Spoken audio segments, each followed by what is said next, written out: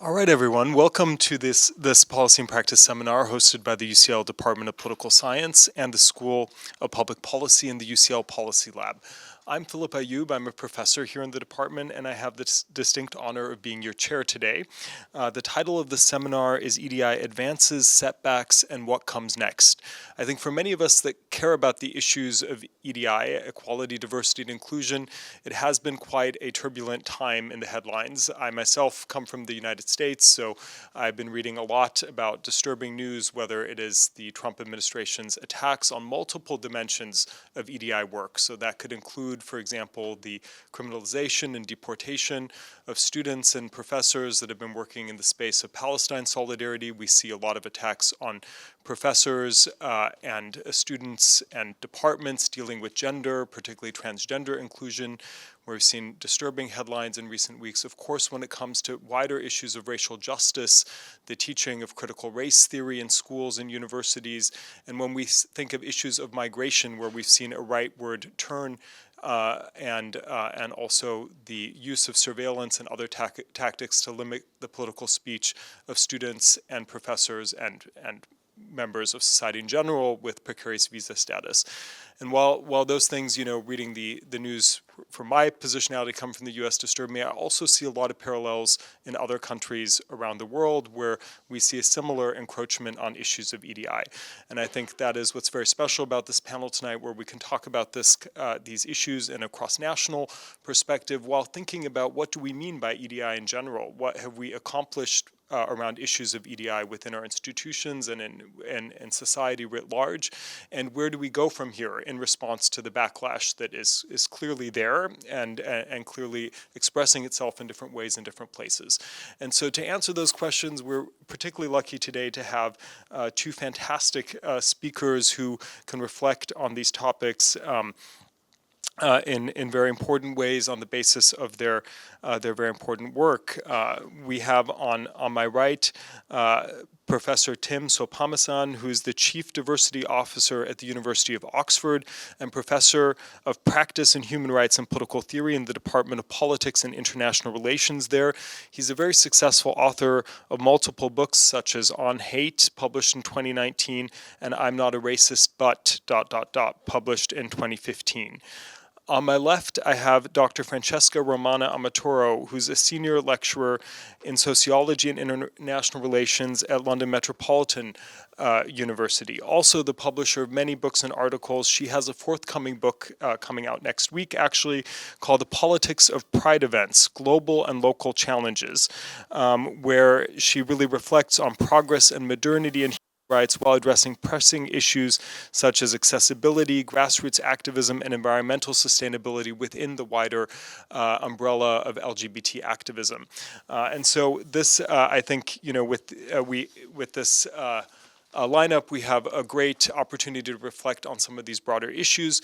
The format for today is that each of our speakers will have 7 minutes to kind of situate their approach to these questions, and then we'll open to a panel discussion first that I will lead, but I'll make sure to leave plenty of time so that we can also take your questions, which means please do be thinking about questions you have and feel very invited to ask them. A final note before I hand over to our first speaker, that just in terms of housekeeping, is that the whole session, including the Q&A, is being recorded and will be posted online on the department's website, our YouTube channel, and our podcast after the event. So just keep that in mind. If you speak, you will be heard in the recording. If you don't speak, you will not. We will let you know when the recording is available, and we, of course, hope that you might want to share it with others. All right, so that's the housekeeping, and now I'll turn over to our first speaker, which will be Tim. Thank you so much, Philip. So, and thank you to UCL for the kind invitation. I thought I might just open by reflecting on the state of debate about equality, diversity, and inclusion. I'm going to refer to EDI in the UK context, but when I refer to the US, I'm going to refer to DEI, reflecting the different language that's used in the two countries. But I'm always struck by how devoid of facts and evidence many debates about questions of diversity are. So what I want to do is spend a few minutes sharing with you some research that Oxford has done with UCL Policy Lab and More in Common, and it's the second time we've done research into the state of British public opinion about EDI, because we want to ground conversations about these issues in reality, and reality sometimes can be very difficult to establish and grasp. Last year, when we conducted this study, which involved 6,000 people across Great Britain being surveyed, this is a weighted sample which is broadly reflective of Great Britain. We asked people if they believe that whether EDI was a good or a bad thing. And last year, 62% of Britons said that it was good versus 12% who said it was bad. Since then, a lot has obviously happened. We've seen the second Trump presidency marked by its first 100 days where it did pursue a very aggressive rollback of diversity, equity, and inclusion, or DEI, policies in the US federal government, and also put a lot of pressure on other organizations, including universities, with respect to their DEI stances. And we wanted to investigate, well, what effect has that debate had on British public support or receptiveness towards EDI here? Have those debates in the US shaped public perceptions here, or has the UK been immune from the US? Well, here's what we found. And we found that there has been a dent in support for EDI in the UK, and you can see on screen here that compared with last year, we found that now a slight majority of Britons believe that EDI is a good thing. So down from 62 to 52, we've seen a slight increase in the number of people who believe it's a bad thing, which is represented in red. So it's gone up from 12 to 14. The big story here is that you've seen a shift away from those who may have been soft supporters of EDI into a more neutral category. So I think the interpretation of what's happened here is that you have seen some doubts or skepticism being inserted into people's minds, perhaps as a result of the debates. And people are asking, perhaps, well, maybe EDI may not be such a good thing. Maybe we need to pause and have a reflection on it. So it hasn't resulted in a flip of opinion in dramatic form, but it has seen an erosion of support and a drift towards a more neutral position on EDI issues. That said, as I mentioned, I think there are some things that are worth reflecting on. One is that when we ask people whether investments that businesses and institutions like universities make in EDI are a good use of money, you see there that a plurality of people still believe that it's either a very good use or a good use of money, which outnumbers those who believe that it's a bad use of money. So I think there's still significant goodwill for EDI within the British public. And when we ask people directly about whether the UK should follow the US in cutting back on EDI/DEI, you see there that there's 37% who believe that that should be the case. Here, perhaps, was the most interesting of our findings. We wanted to see how different segments of the British public respond to EDI, and this is based on the segmentation that More in Common use with respect to the British public, and More in Common splits up the British public into groups, including progressive activists who have a very close attention to political issues, in those that they label incrementalist left, who are civically minded, but very pragmatic, and people who want consensus on issues. Established liberals who are very comfortable with the status quo. Then you've got skeptical scrollers, hopefully self-explanatory. So they spend a lot of time online and may be moved by conspiracy theories. Your rooted patriots are those who believe in traditional values and strongly associate with national identity. Traditional conservatives, well, I think that speaks for itself. And dissenting disruptors are those who are really fed up with the political system and the mainstream and don't see themselves represented in institutions. And what you see here in this heat map are the associations that each of these segments have with respect to EDI.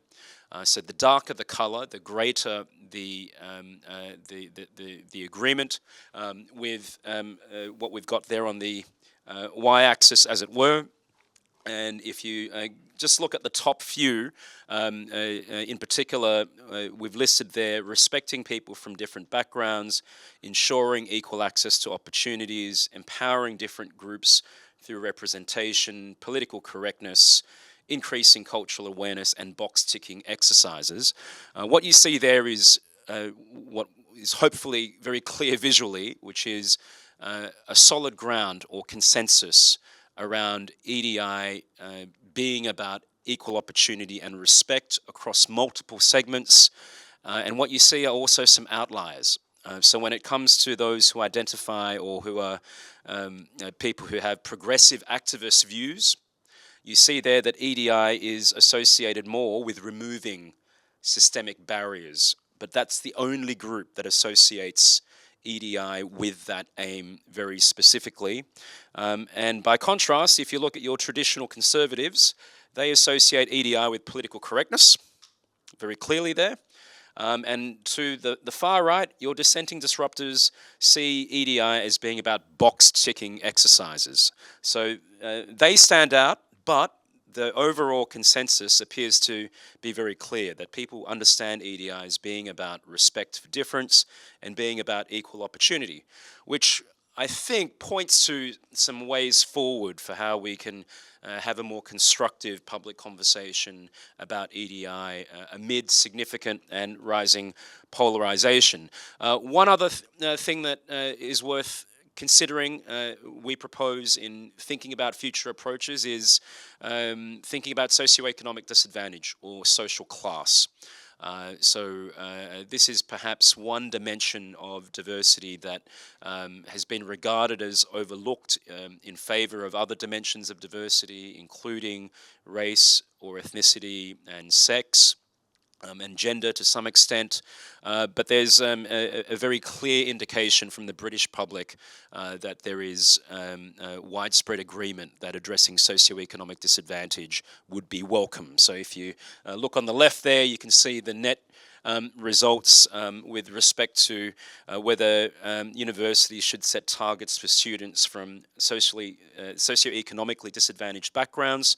And you see there that all segments, with the exception of your traditional conservatives, are supportive of that. But if you compare that with the response to ethnic minorities being targeted for targets, you see there a more divided view. We take from that that there is more contestation around initiatives that relate to ethnicity versus socioeconomic disadvantage.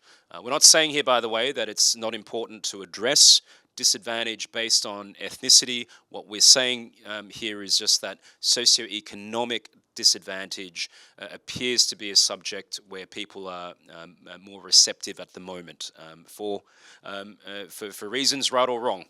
But this might sketch out some areas that are worth exploring in future approaches to EDI. I'm going to pass straight over to our next speaker, Francesca.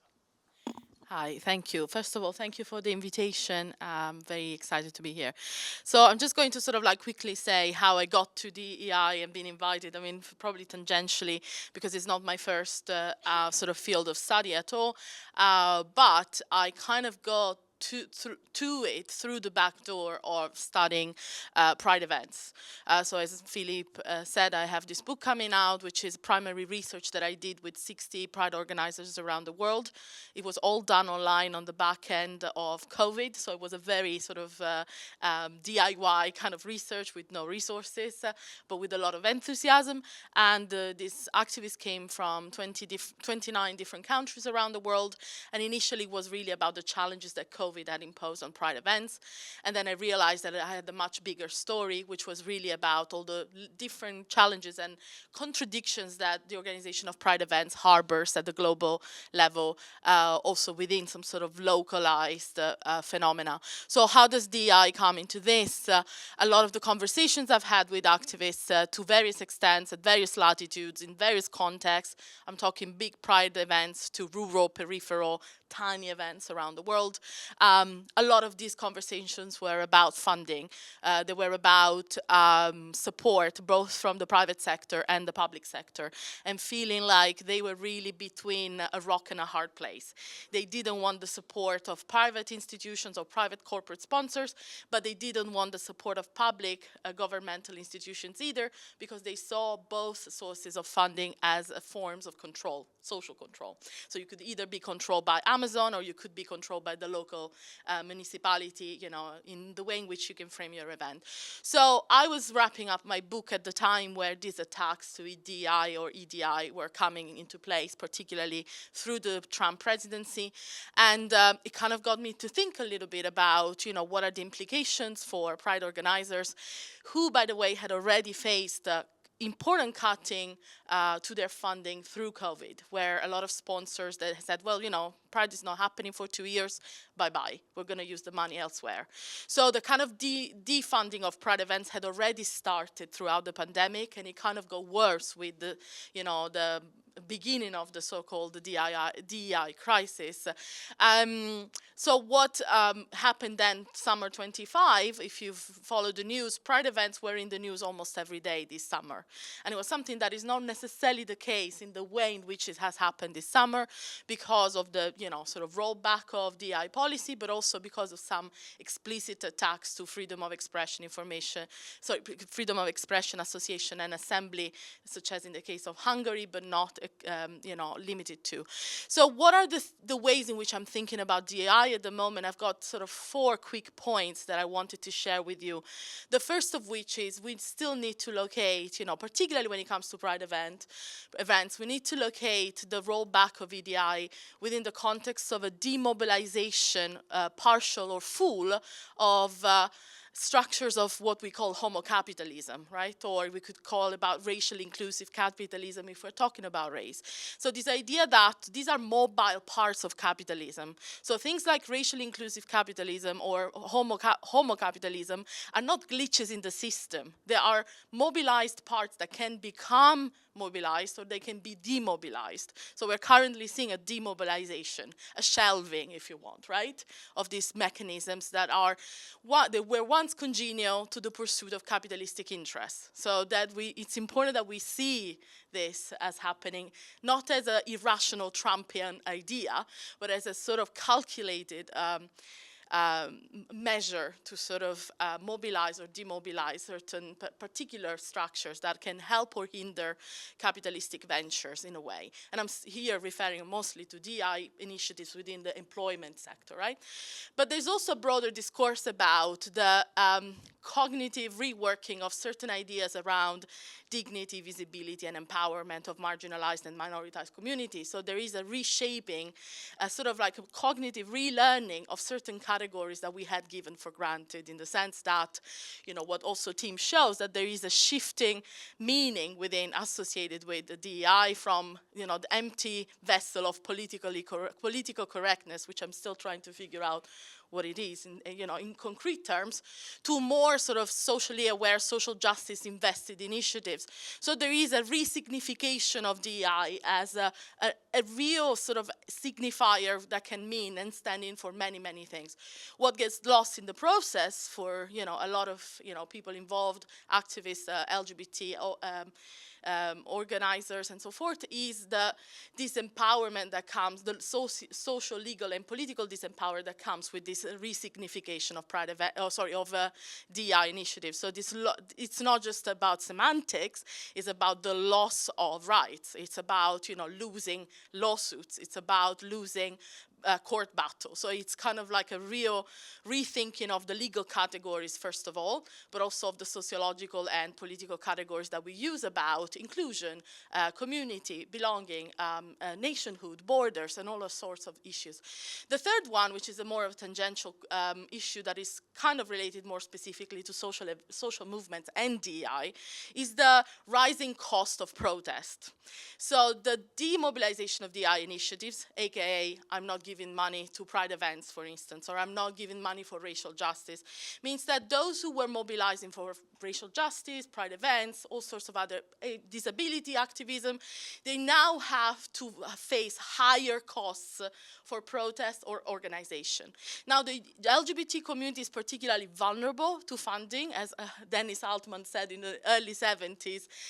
You know, the LGBT community is the one that has relied the most on corporate sponsors rather than feminist, environmental, or racial justice movements, which kind of exposes them to a sort of very compounded vulnerability. So the question is, when also public actors, such as, you know, the police, the Met Police, complains that, for instance, Palestine protests are costing too much to the public. So we are facing the withdrawal of corporate sponsors, corporate funding, DI initiatives is effectively shrinking indirectly the space of protest in a way, because less and less can be said. Is less and less likely that someone who's worried about losing their job is going to take part to DI initiatives. We've seen that in the US. So it's higher for people to, the cost of protesting becomes higher. You are literally looking at trade-offs, right? Should I go and protest this Saturday, or should I stay home in case my employer sees me and, you know, a DII policy have been done with, right? And so will I lose my job? And the last thing, and I want to say, hopefully I'm still in time, is the question of temporality, because I was looking in my book about whether pride is inevitably a sign of progress, and a sort of, if a country doesn't have pride events, does it mean that that country is not modern yet, right? Which is very often a narrative we see. And so what the withdrawal, the rollback of EDI and DEI's initiatives has shown us is that we are working really within different temporalities and understandings of what progress means. Because for what Timo, you know, was mentioning as the sort of progressive leftist, or progress might mean more racial justice, more LGBT inclusive societies. But for those more on the right, the context of the concept of progress might be exactly the opposite. Progress is to do away with those distractions of DEI. So, you know, it's also a negotiation about what counts as progress, what counts as modernity, what counts as the future society that DEI policies are sort of like utopically trying to shape. So it's a very philosophical question, but it's about the temporality of what it means for different groups across society to be investing in the future. So where, you know, more progressive forces are saying DI is an investment in a way into getting a more just future. You know, an idea of progress that is countered by conservatives, traditionalists, is progress means to actually maybe go back to a restoration of order, a sort of like almost counter-reformation vibe, I would say, right? So, I mean, these are kind of like very, you know, loosely connected issues. So I hope that kind of made sense with what I was saying. And thank you very much. And I give the microphone back to Thank you, Francesca. It was very, very coherent, and you will have plenty of time to build on those points again. I was thinking about the big scandal around Target stripping Pride. You know, this kind of corporate homo capitalism, as you would call it, in the U.S., where now it's not profitable or cool anymore to be DEI inclusive in the U.S., and we see that, of course, in many companies. I want to actually just lead from this fantastic overview of, you know, data on the British public to thinking about EDI critically in these 4 dimensions to one just big overarching question, and then we'll move after that to a question on institutions, thinking about achievement achievements and rollbacks. But first, with this overarching question, I just want to ask, how do you each understand the stakes of the backlash that you both described, not only for the groups that are directly targeted, but for the health of democratic institutions more broadly? And I'll start in the reverse order this time and have Francesca go first. You mentioned Budapest Pride, which also became, a mass event with nearly 400,000 people, where LGBT pride came to stand in, is also about democratic institutions, democratic resilience, the freedom of assembly. So I hope you could reflect on, what this backlash means for the health of our democratic institutions more generally, here or in other countries. Yeah, thank you. I mean, it's hard not to get weak at the knee when you see, this kind of bans happening, or this very aggressive curtailing of, equality and diversity initiatives, not just at the private level, but also at the public level. It's worrying in the sense that it's never just about let's do away with meritocracy, whether we want to call it that, or let's do away with quotas. It's always about stifling diversity of opinion. It's always about stifling diversity of experiences and really narrowing the sort of trajectory of what is can be expressed. And we know that censorship doesn't always have to take the form of, laws. It can be also being blacklisted from a company. It can be about losing your job and, being intimidated.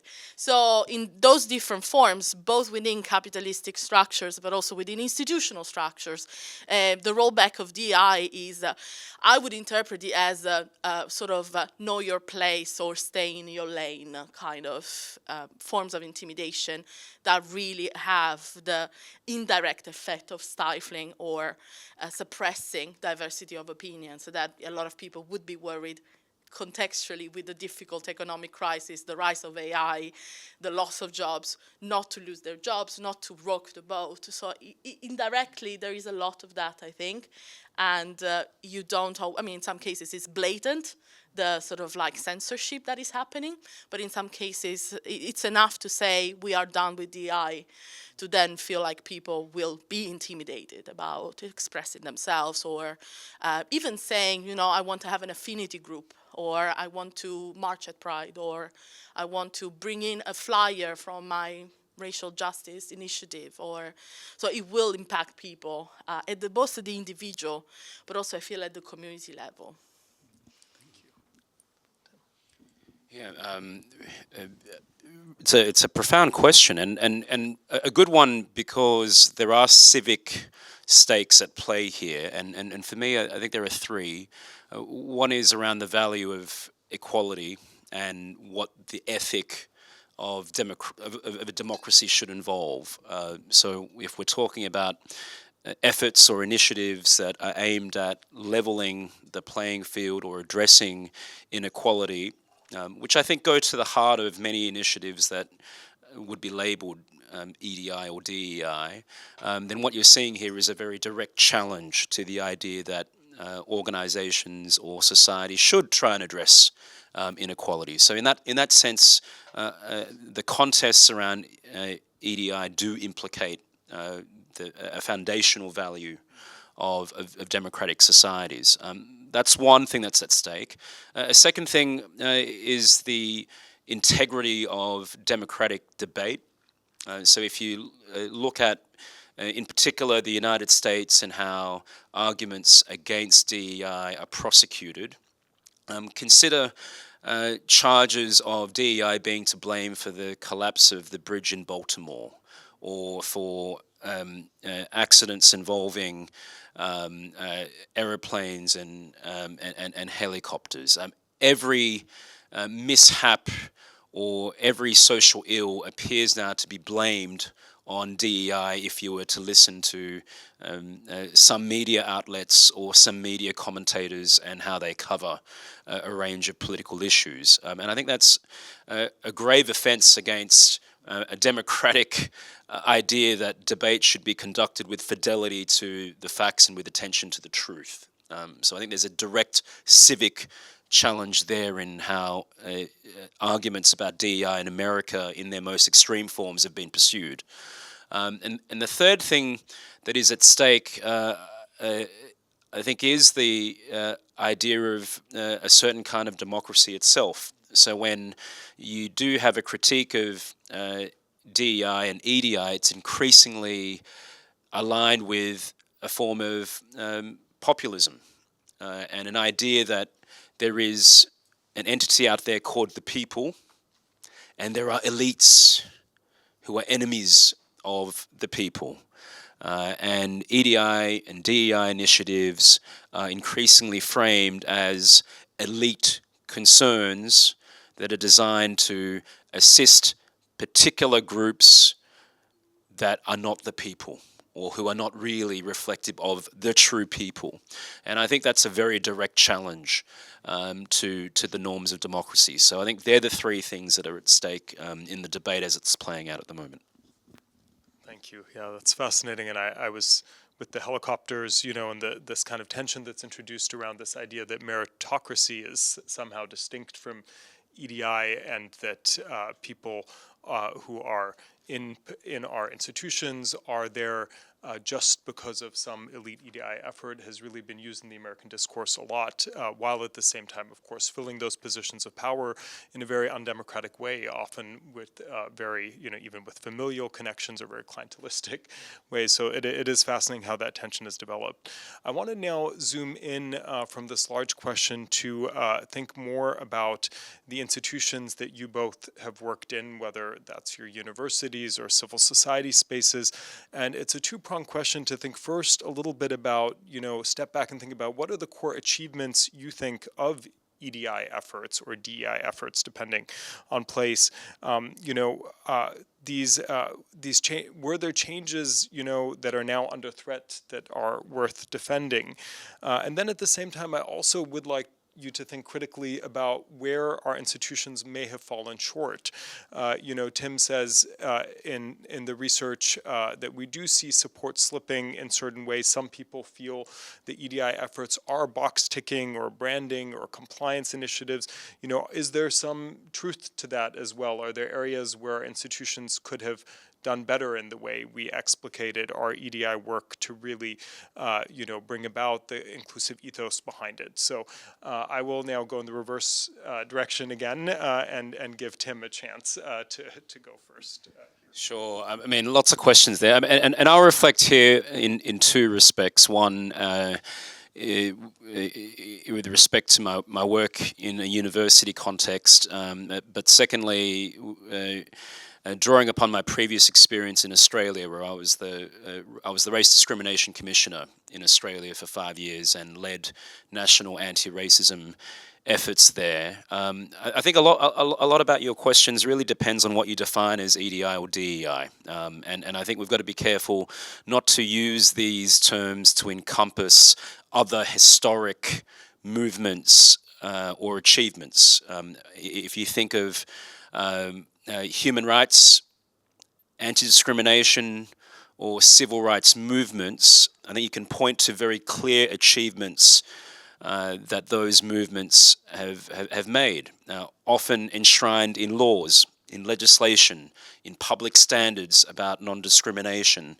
I think EDI and DEI have emerged more recently to signify extra legislative action and activity, increasingly associated with what institutions do, whether that's to give expression to some of those legal obligations, or in fact to go further than the legal duties that you might owe in workplaces or in universities or in public institutions. So if we take that two-step view or bifurcated view, I think the achievements of historic movements for progress and equality are very clear. That is that we have in liberal democracies legal protections against discrimination on attributes such as race or sex or your sexual orientation, your physical ability. And those are significant achievements, but if we're not careful, some of the attacks on EDI and DEI, which on its face may not involve a direct legislative repeal, may over time make it easier to undermine legislative protections against discrimination. So I think in terms of weighing up the achievements, that's how I put things into context. But if we're talking about workplaces and institutions, the achievements of EDI, I think are very simple. It's about ensuring that people can enjoy equal dignity in their lives, including in workplaces, including in universities, schools, hospitals, and elsewhere. And I think that's a significant thing, something worth preserving.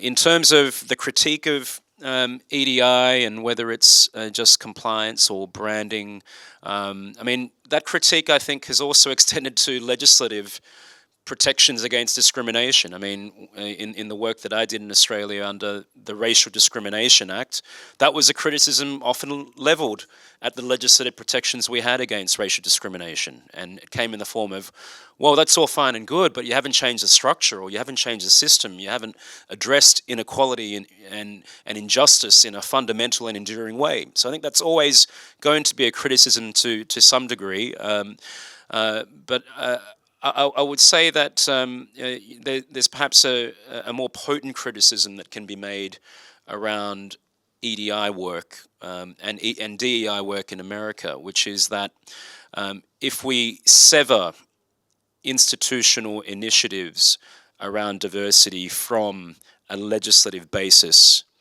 you can make it very easy then to paint legal protections as superfluous or obsolete. And I think we see this in the British context. At least I think we see this, and I say this as someone who's only just been back here for 2.5 or 3 years, so I think I have relatively fresh eyes to survey things.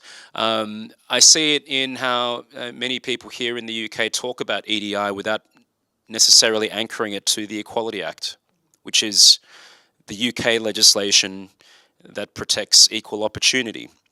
And you see, for example, in many organisations here that there's been an adoption of the language of equity in place of equality. Now, I think that's a significant shift because you don't have an Equity Act. There's no legal protection or basis for equity, but there is a legal basis for equal opportunity and equality. By tethering the language of EDI in the UK to American practices and language, I think many advocates of EDI and diversity have unwittingly undermined their own position to advocate. Thank you. So I'm just going to try to answer to both parts. As for the first one, I think that even the fact that sort of EDI or DI concepts, policies, or practices have come under scrutiny signals somehow a sort of success of certain ideas becoming more mainstream, in the sense that I totally agree with Tim that we shouldn't, we should be protective of legal obligations and, legal standards, because it is something that we can actually use in court or, to actually uphold our rights. And you can lose them too. And you can lose them, as trans people are, experiencing, the slippage of signification of what it means to be equal under the Equality Act for trans people is also in jeopardy right now, right, in the UK. But I also think that it's interesting, and it's kind of like one of the biggest achievements, I would say, is that the normalization of certain ideas around the questioning of the idea of meritocracy, or the questioning of ideas of leaning in or breaking the glass ceiling and exceeding these expectations of neoliberal capitalism in a way that, should we lean in but also be critical and activists and social justice warriors, or should we just, go in with the flow? So I think a lot of people have brought to the table these conversations. Now, progressives very often tend to get lost in these conversations and in the semantics in a way in which, sometimes it doesn't really bode well with action planning, action making, or, sort of being proactive and constructive. But it is true that if the right, the far right, traditionalists, all sorts of actors on the right are so rattled by DEI and EDI, it means that something is shifting, something is working, and we may see the sort of like long tail end of a backlash, in the sense of a sort of like the last dying movements of a beast that is trying to keep a hold on structures of power that have already inevitably changed in a way. Also because global forces, global relations of powers are changing, and the demise of American democracy is something very painful to watch every day in a way. So I think more on the symbolic level, I would say one of the achievements beyond what Tim has already said, so I'm not going to sort of repeat, is effectively to change some of the terms of the conversation.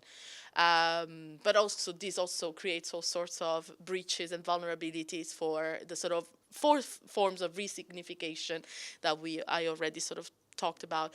And in terms of institutions and whether it's a box ticking exercise, whether they're falling short of the promises, I think that we have to divorce the personal from the systemic dimensions. I think there's a lot of people who have goodwill, good intentions within institutions, and they've really changed their teams, they changed the culture, they changed the workplaces where they have been, and they've brought about also good leaders who have really brought a culture shift.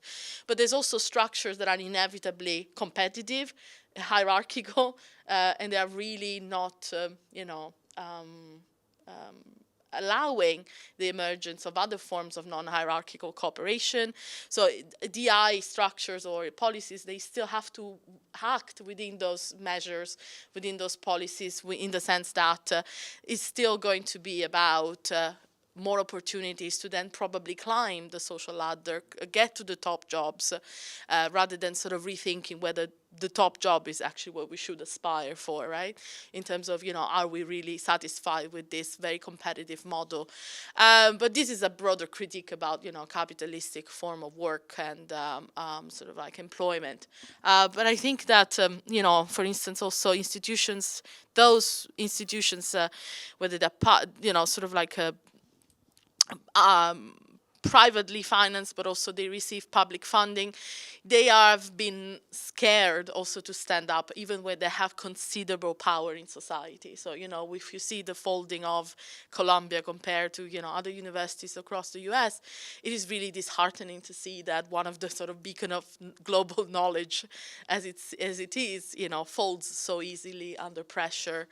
Although, obviously academics are never the beacons of revolution, but, we tend to be quite conservative in the end. we talk about progressive politics, but we kind of don't always live up to the expectations. That's very fair. Being a bit sensitive about the time, I would like to just have one question that I'll ask to both of you, looking forward, and then I'm going to turn it over to the audience. But you've talked both a lot about this moment that we're in, and also the attacks we face and challenges we face to really think about issues of equality, diversity, and inclusion in a productive way in our institutions and in our wider societies. And so, responding to that moment, that we're in, what do you think a forward-looking agenda for EDI would look like? Where should energy and resources go if we want to defend, not just to defend, but also to deepen inclusion here at our universities for students here and for colleagues here, but also for those of us working in civil society spaces outside of it? Maybe I'll go to you, Tim. Yeah,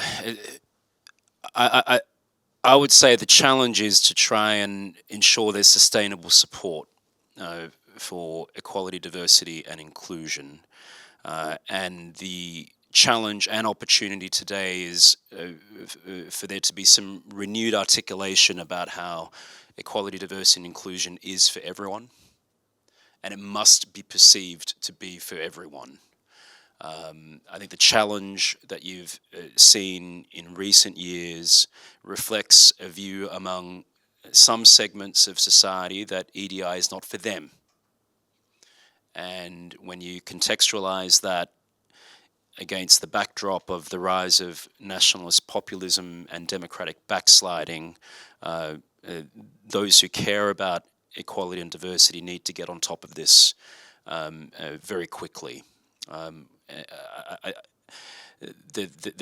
There are opportunities here to reframe things in terms of first principles, and the first principles of the work on EDI are about equal opportunity. We should return to that. They are about respect and dignity. If you start there, you've got a better chance to build support or rebuild support and establish coalitions with those who may not at the moment identify with EDI. So I don't think, if you return to the segments that I had up on screen before, that we should be thinking about converting dissenting disruptors or skeptical scrollers, so those who hate mainstream institutions and those who entertain on a regular basis various conspiracy theories, are not going to be the friends of EDI. But those who back EDI must involve more than just progressive activists. It has to be a coalition of your progressive activists, those on the incrementalist left, your established liberals, and also your rooted patriots, and also to some extent your traditional conservatives. That should be your base, and that I think would be genuine progress, but it will require those who want to advocate for equality to revisit and rethink how they talk about these issues. And it's got to connect with people's experiences, it's got to be relevant to people's work and aspirations, and that's going to be a challenge. Yeah, definitely a challenge building those coalitions and keeping inclusivity at the heart of it, but we have very important remarks. Francesca. Yeah, I mean, I don't have a lot to add to what already Tim said, because, you know, he made a wonderful synthesis of many of the issues. I just wanted to say that sometimes, probably in progressive circles or people who care about EDI or DI, there is this sense of resting on laurels, you know, this idea that, you know, because we had this linear idea of progress, now we've overcome all the obstacles, we got the protections, you know, we have arrived, you know, we have a pride flag flying, or we have achieved certain things. And then when the DI rollback or these very punitive measures come into place, a lot of people were shocked, because, you know, they didn't think that could happen to them, or it could happen to their community, their country, their, you know, neighbors. So I think that we need to be prepared to think through this moving elements and these moving parts, and to be able to be quick in responding, but not in a reactive way, as Tim was saying, in a sort of building bridges mentality. So sort of think about not retrenching ourselves, which is very easy to do, obviously, because you feel attacked, but in really thinking what is the most, you know, the sort of like common denominator that binds us together, at least with the people who want to have a conversation, right, Tim?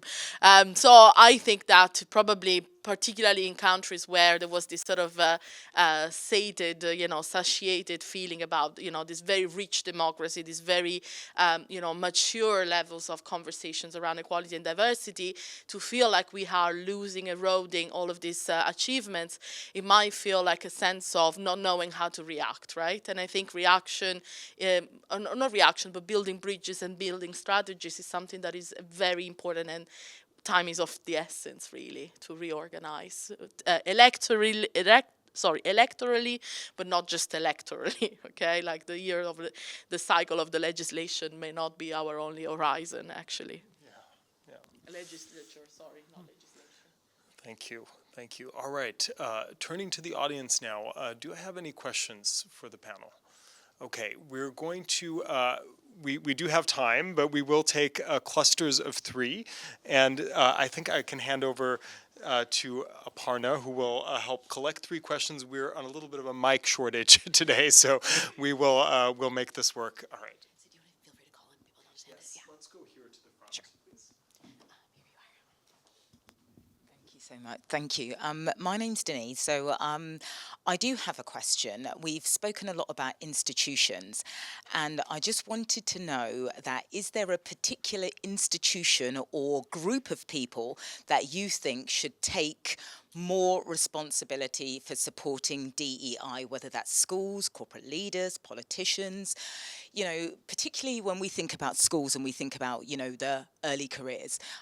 We're in Black History Month, and you will only learn probably about slavery all the time in history until it comes to Black History Month. So we're slaves until it comes to Black History, where they will point out all the great things that Black people have done, from Windrush, civil rights, and the leaders and powerful people that we are, or things that we contribute to society.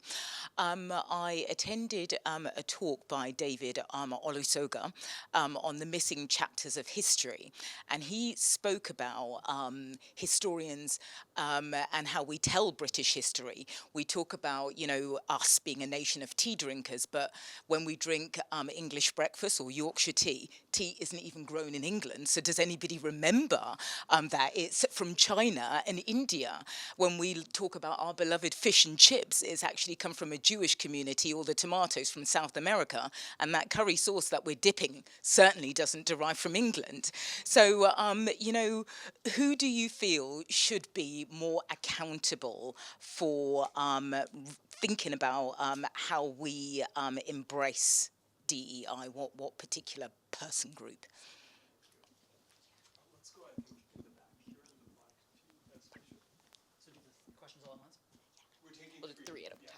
Okay. So going back to those slides early on, there was a slide in there. The newest findings were 52% of the population think it's a good idea, and then 48% aren't sure, or some of them think maybe it's a bad idea. I assume that in our panel today, 100% of the panelists are part of the 52% who think it's a good idea. So I am kind of curious, like, what are you folks sort of concretely doing to sort of reach out, understand the people among that 48%, and create the concrete connections with them to hopefully build a bigger tent that they want to be a part of.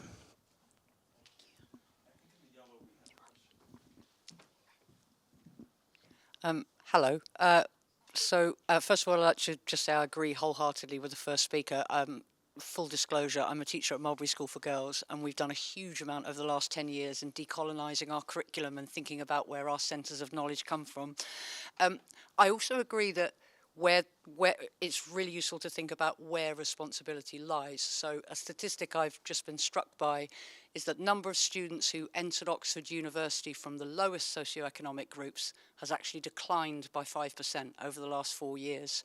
So it's more than schools, it's the ivory towers of our Oxfords, our Cambridge as well. So I just thought I'd share that for comment.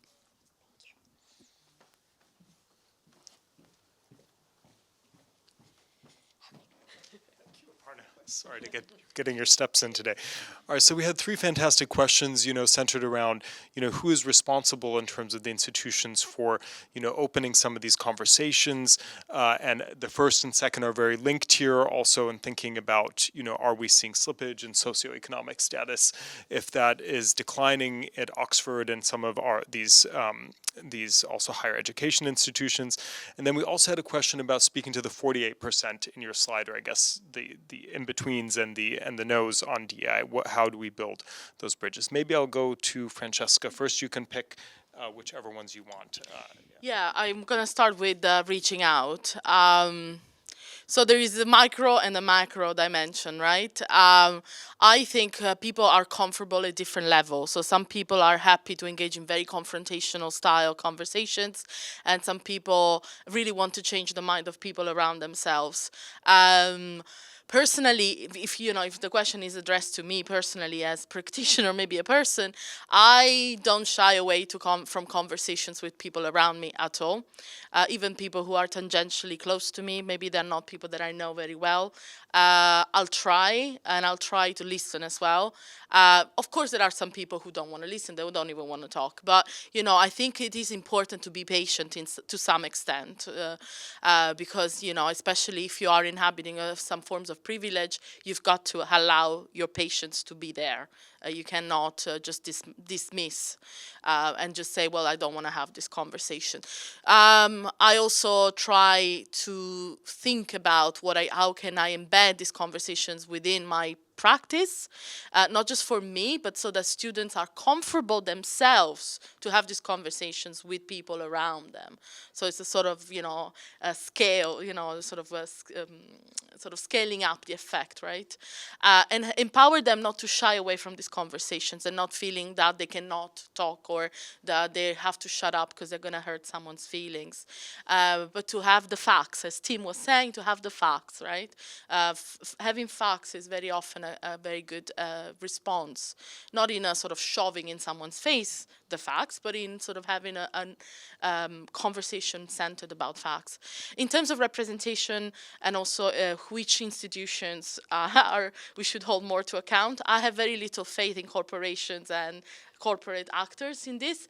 I have more faith in educational settings, particularly, and we don't have to get to all the top to university. Primary school is very important.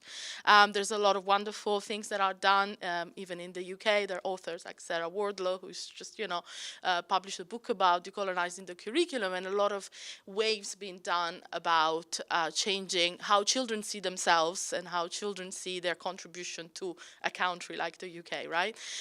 But universities, I'm a bit disappointed about how the universities have, not bit, a lot disappointed. So, I think that more can be done.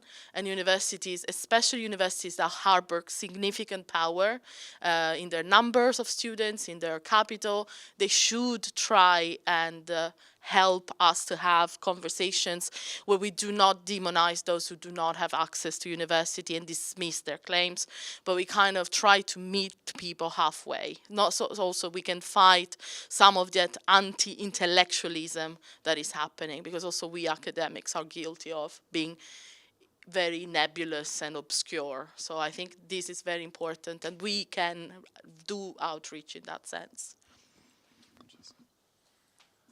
Thank you for your question. So, Denise, I think there are three groups. First, political leaders.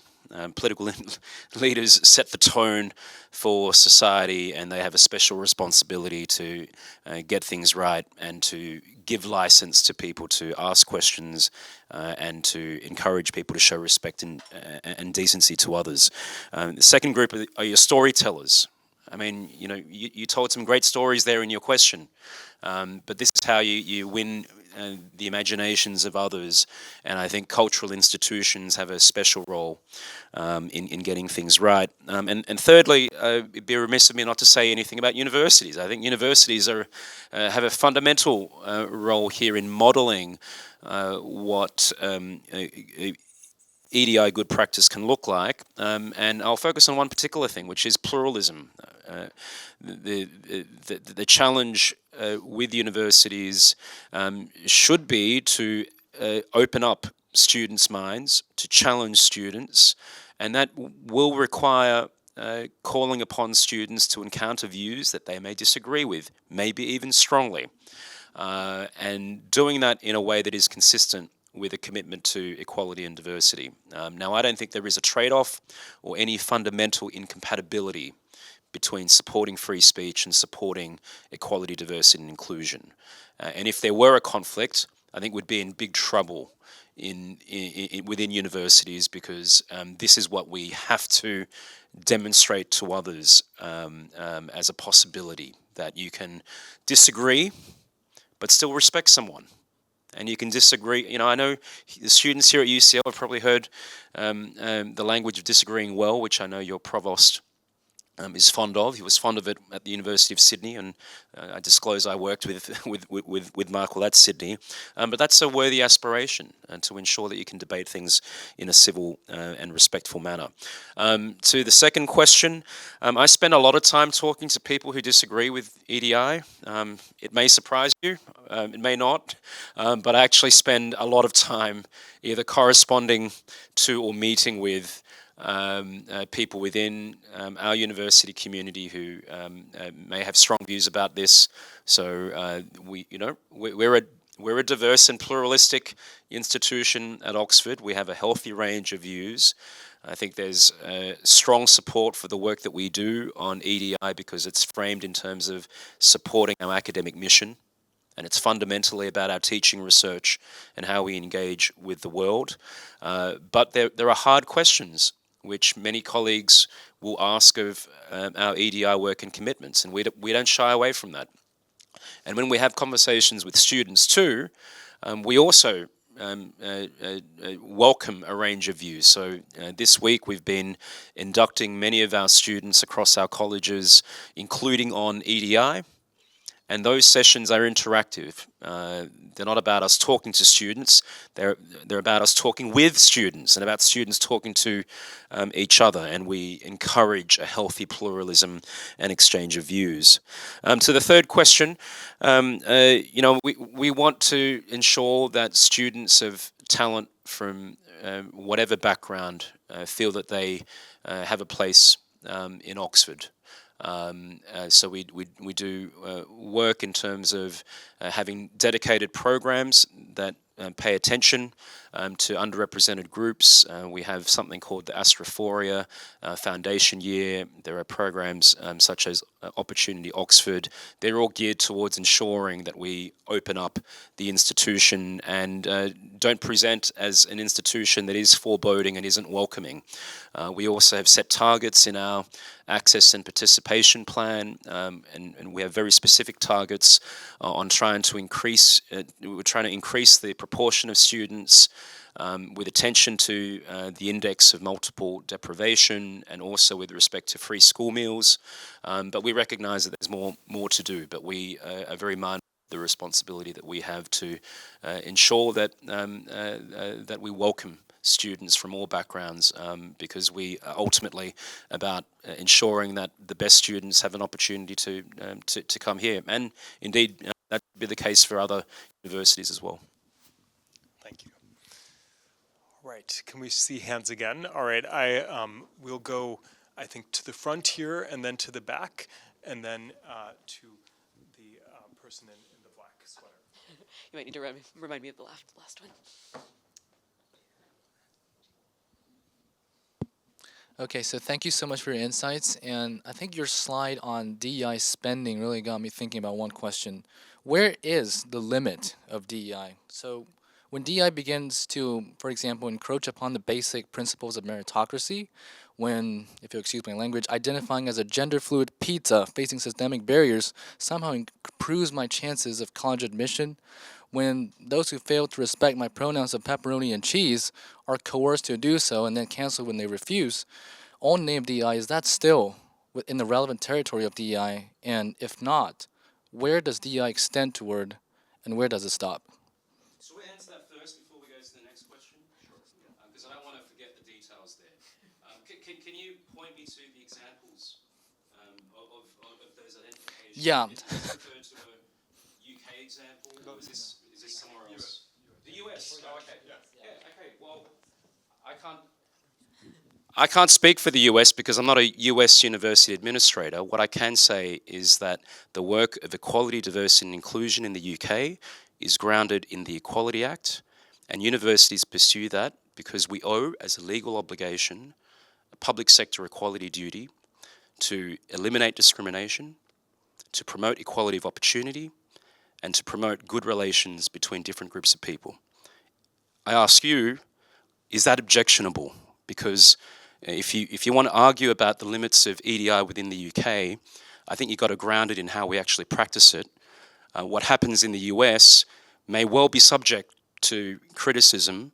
I can't answer that because I don't practice that kind of DEI at the University of Oxford. The work that we do is very clearly articulated and anchored within our legal responsibilities. So I guess I would put that back to you.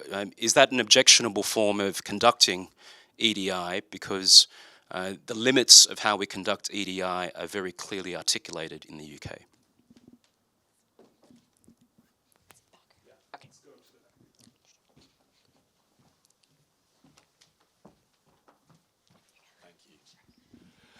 Thank you very much for the nuance and the actual forensics that you have addressed these issues. My question is for Dr. Amaturo. You talked about the resignification of EDI in the sense of actual loss of rights, and you referenced the recent changes or impact to trans rights.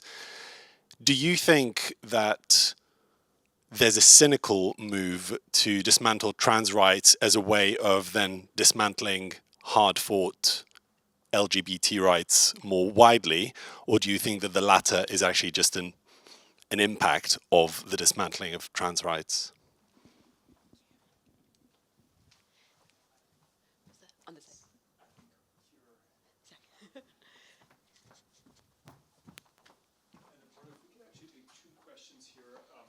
There's a person in a black shirt and a person in a blue shirt, a little bit towards me. Sorry. Yes, if you raise your hands again. Just raising hands. Thank you so much for telling us all of this. I have quite a lot of fun debating my conservative family members, as I'm sure other people here do as well. But on the point of DEI, they kind of brought up a point that I didn't really know how to like directly respond to in order to like crush them. So I was wondering if you could help out. Basically, they stated that, for example, DEI sometimes when people try to pursue initiatives that promote DEI, it sometimes ends up excluding the majority. In the sense, for example, when I was applying for university and I was looking for scholarships, I was almost ineligible for like 3/4 of them because I wasn't part of like a marginalized group, or I wasn't like a disabled person, or I wasn't a certain ethnicity. So, and I understand like why this happens, but I had a hard time explaining it to them. So, in a sense, what happens when individuals or institutions that push forward DEI initiatives, what happens when they end up excluding the majority, which ends up in inequality of opportunities in that sense? Thank you. Hi all. So my question is slightly more political. So there was this ad in the Trump campaign in 2024, one of the 1,000 attacks against Kamala Harris, which went something like, Kamala is for they, them, Donald is for you. Obviously, I'm not going to dignify that by trying to argue with it, but do you have the feeling that certain political parties in America in this specific case, but potentially in Europe as well, are going a little bit too fast in assuming that the majority of the population would care about these topics, when in fact, although we might agree that 100% of this room thinks they are important, for the majority of the population, they don't really move the needle when it comes to deciding who needs to be the next president.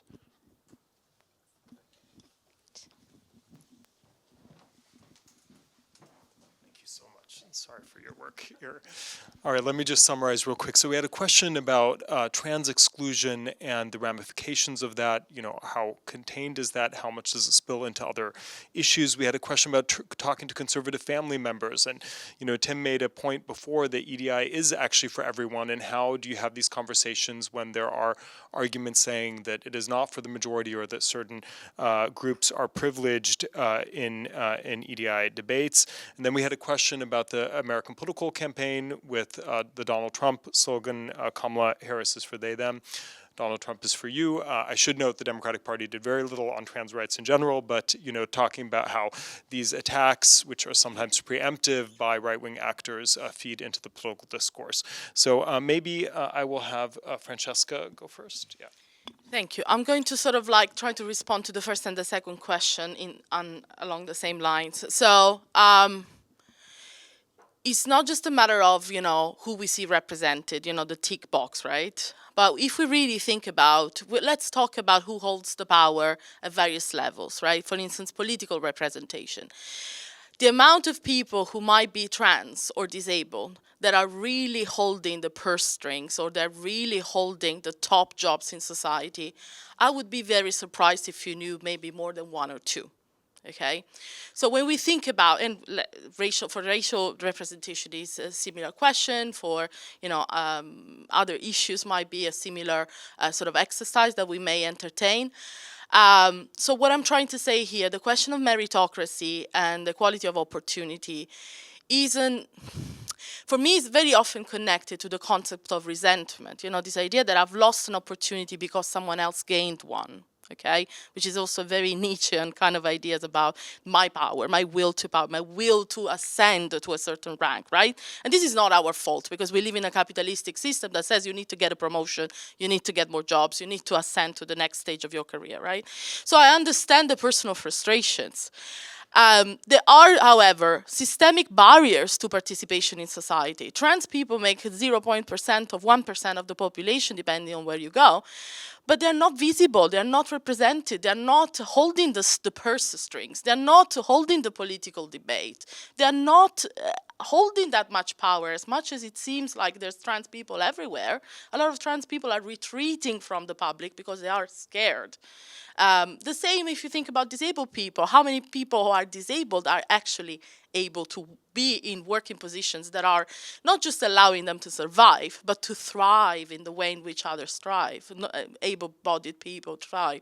So I understand that sometimes it's hard to counter-react to those points, but the truth is that if we are getting to a point where we are getting resentful about a scholarship that targets black and brown students or disabled students, if that's the point where our outrage comes, it means that probably we never really had to worry before. Okay, we never had to worry. We could study, we could go to university, we could, I'm not saying anyone in this room, but I'm saying is that if you reach a rage point when you see something is being denied to you because someone else who has a minoritized identity is being given an opportunity, it means that this is probably one of your first encounters with discrimination in a way. So it's really about checking, what kind of opportunities I've had so far that made it that I didn't need a scholarship. I didn't need to, I don't know, have a quota or have, any other initiative. More specifically to the question of trans rights, I don't see trans rights being detached from LGBT rights. They are the same and they should be considered the same because trans people are also lesbian, gay, and bisexual. I mean, we are not talking about two different kind of people or two different fruits or two different, categories. So what I think is happening, though, there is this divided impera concept about, well, LGBT people are more acceptable within mainstream society. They can sort of be like more going under the radar, whereas trans people are really becoming a scapegoat. And that's going to be really difficult to undo, especially if it's got institutional support from the politicians, which have done so much damage in so little time. And quickly to your question about going too fast, it's the question of progress. How do we bring about progress? Do we bring about progress through, for instance, strategic litigation? Do we do it with social campaign? Do we do it from the top when, Keir Starmer says something?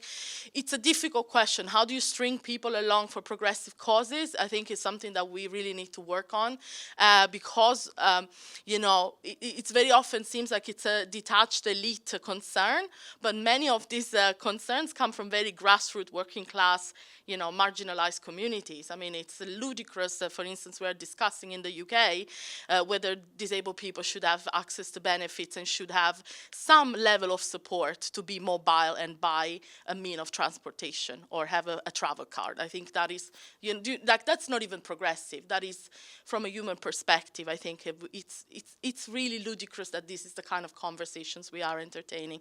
So what I'm trying to say is we should raise the bar of what is considered to be an acceptable political conversation, I think, and our politicians are failing all of us in that respect because they are lowering the standards, really looking at the receipts, what we do, really. Sorry, it took too much time. No, you didn't. That was great. Thank you, Tim. So to your question on how to win over skeptical family members and friends, the key here is to ensure that people don't understand equality as a zero-sum game. If it's understood as a zero-sum game where someone wins and someone loses, I think that's very difficult then to turn around, which is why I say EDI has to be for everyone and has to be perceived as being for everyone. That I think is the best hope we have to avoid a framing of it in terms of zero-sum games. I'm not sure if you're referring to a UK context when you talked about marginalised groups and particular policies or scholarships and the like. I would observe that in the UK, affirmative action or positive discrimination is unlawful. So it's not permitted in the UK. So I do find that a lot of the time when we have these debates about EDI, we're actually having an argument about another country or about the US. I'm happy to have that argument if we're in the US, but we can't assume that what's happening in the US is happening here. The UK is not the US. The laws here are different. Policies are different. So I think many of the grievances that may exist with respect to DEI in the US should not just be transplanted into debate here if the circumstances are fundamentally different. And I would say on things like positive discrimination or affirmative action, they are fundamentally different because British or UK law does not permit positive discrimination. That's a very basic difference between the situation here and what you might find in the US, which kind of then flows on to the question about whether we're going too fast. And I think your example of Kamala Harris is for they, them, and Donald Trump is for you or for us is a powerful distillation of what happens if you're not seen as being for everyone. If it becomes tribal, I think you're well on your way to losing. And here's a challenge, I think, for friends of EDI or DEI. I actually think the language of being allies can be a double-edged sword. I mean, think about other contexts where you have alliances. When do you have alliances? Or in what contexts do you have alliances? Yes, and it's war. It's conflict. Now, I don't think people intend to invoke the idea of being an ally in that way, but the signification of an alliance, I think, is really telling. If you see this as a war, you've made it into a zero-sum game. And I think citizenship is a more powerful way of framing this, and returning to values rather than interest is a more powerful way of winning people over. And I would say on change and the rate of change, what we have seen, things that do evolve relatively fast. I mean, just think of language in particular and the language that's used to discuss, whether it's race or whether it's gender or and so on. It can be hard to keep up, to keep track of what the correct nomenclature is on things. And I think this is part of the problem with why some people feel very uncomfortable with EDI. So last year when we did the polling exercise with UCL Policy Lab and More in Common, we found that 73% of those that we surveyed in Britain believe that you were sometimes or often made to feel stupid about not knowing how to talk about diversity in the latest way. I don't think that's a good indication of where the discourse is at if 3/4 of people believe that there's a censoriousness or punitive character to how you talk about diversity or how you police language on diversity. So I do think there is a need to be more patient at times and understand that if you want to embed social change, you can't do it within a year. I always, maybe I'm too old-fashioned, but I always thought of social change as happening over a generation, if not two, if not three.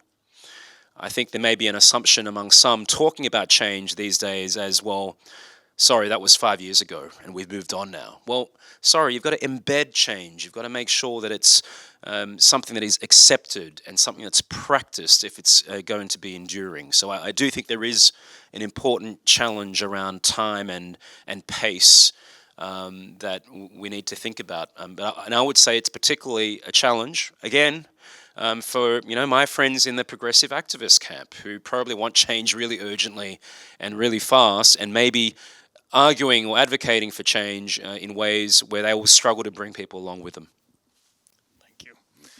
I want to thank you all for coming to have this important conversation about EDI. These are really big questions, and I think that our speakers have, shown that there's, different angles and ways to think about these issues, and it's a conversation that has to keep going, but it is a very important one. Also, especially as we do see some of our political leaders, which has come up many times, also politicizing and really, creating social problems as well, where they amplify certain issues that then create tensions, and how to do that work of calling people in and not just calling them out makes that very hard on all of us to think about how to do that in these times. So I hope this was a step in that direction and that we can keep these conversations going. Thank you so much for devoting time on a Thursday night to come talk about issues of EDI here at UCL, and with our fantastic colleagues who I'd like to ask you to do a round of applause again for our two speakers who made time for us this evening. Thank you so much. Thank you.